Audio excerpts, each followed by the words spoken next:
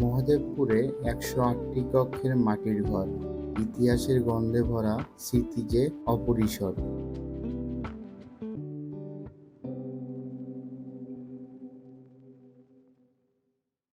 আজ আমরা এসেছি নওগাঁ জেলার এক ঐতিহাসিক স্থানে, মহাদেবপুর উপজেলার আলীপুর গ্রামে।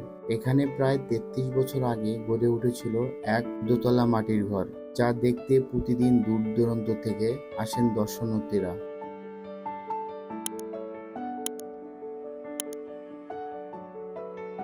আজ আমরা জানাবো এই ঘরটির নির্মাণ, ঐতিহ্য এবং আকর্ষণের কাহিনী।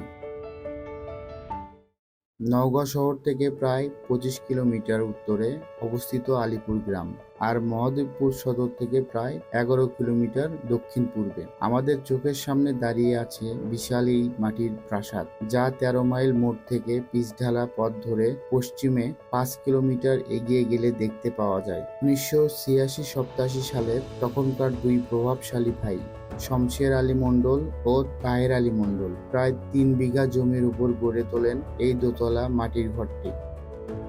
৩০০ ফিট দৈর্ঘ্য ও ১০০ ফিট প্রস্থের এই বাড়িটি ১০৮টি কক্ষের সমন্বয়ে তৈরি হয়েছে।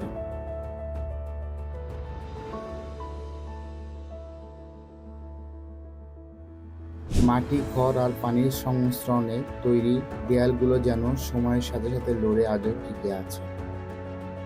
প্রায় ৮০ জন কারিগরের অবিরাম পরিশ্রমে এটি সম্পূর্ণ হয়।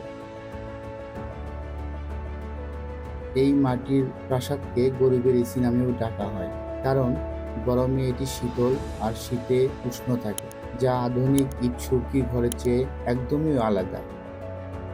গ্রামের অনেক প্রাচীন ঐতিহ্যের মতো এই মাটির প্রাসাদও যেন একান্তই প্রকৃতির এবং পরিবেশ বান্ধব।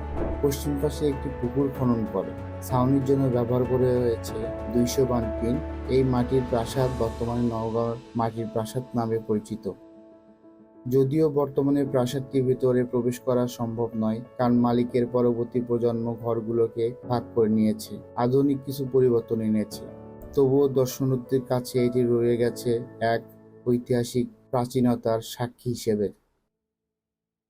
আলীপুর গ্রামের এই মাটির প্রাসাদ যেন কালের সাক্ষী হয়ে দাঁড়িয়ে আছে, ঐতিহ্য আর সংস্কৃতিতে এক অনন্য নিদর্শন হয়ে। আশা করি এই স্থানটি ভবিষ্যতের সংরক্ষণ পাবে এবং আমাদের মতো আরো অনেকেই ঐতিহাসিক গল্প শোনাবে। ধন্যবাদ আপনাদেরকে।